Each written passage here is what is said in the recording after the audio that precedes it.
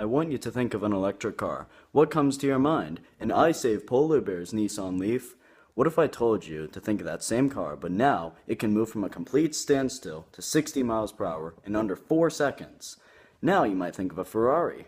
Now what if I told you could buy that car for under $1,000? Please. The only car that cheap would be an old Yugo.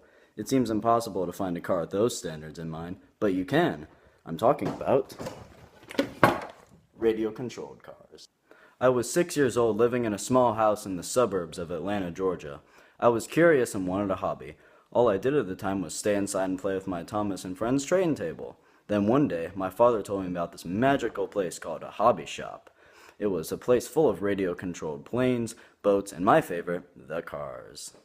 10 years, 2 hobby shops, and a moving trip later, I learned very much about RC cars. They aren't just a toy, they're an appendage.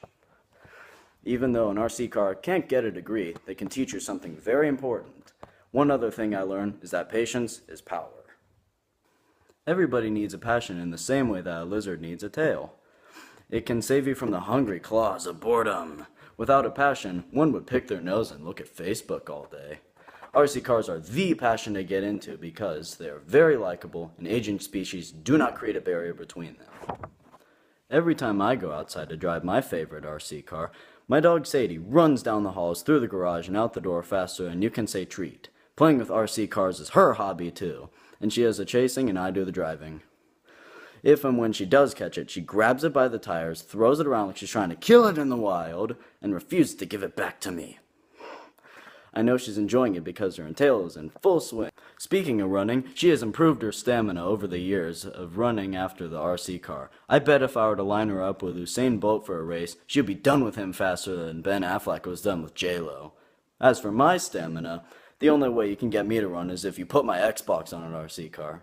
Like a lot of people, an RC car can't go to college. It doesn't have the mental capacity to learn anything. Nonetheless, they're still teachers even though they're y-axis challenged. Unlike in school, an RC car will teach you skills that you will need later on in life. I'm talking about grit. The ability to keep moving forward despite the difficulty of a challenge. An RC car can teach you grit without saying a word. I have a great example. One day, I was trying to replace a broken steering piece on my RC car.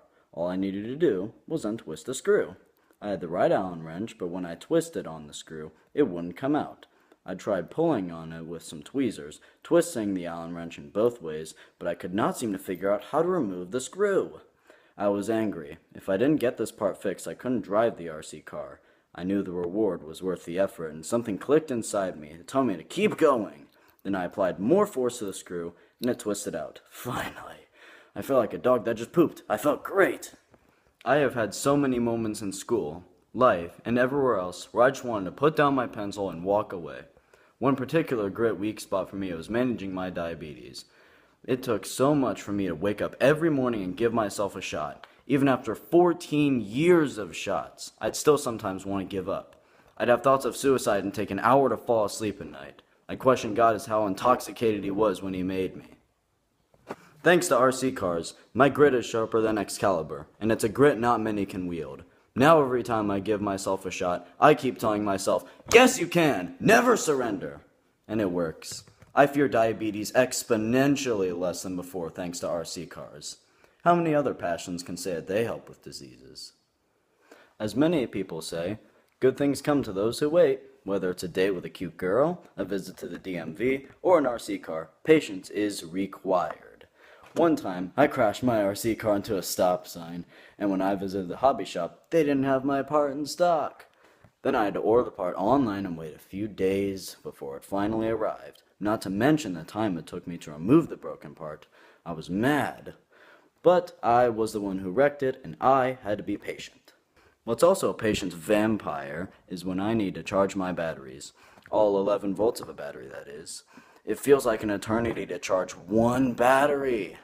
One time I felt a chin hair growing on me. Finally, you need patience with the people whom you lend your RC car to. Boy, oh boy, do I have an example for you.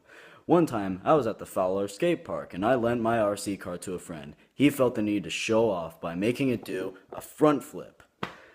And I flipped my lid after the stunt was over. He lawn darted it into the concrete and snapped the chassis in two. He knelt before me apologizing and said that he would repair it. I needed patience not to break his nose and let him fix my RC car.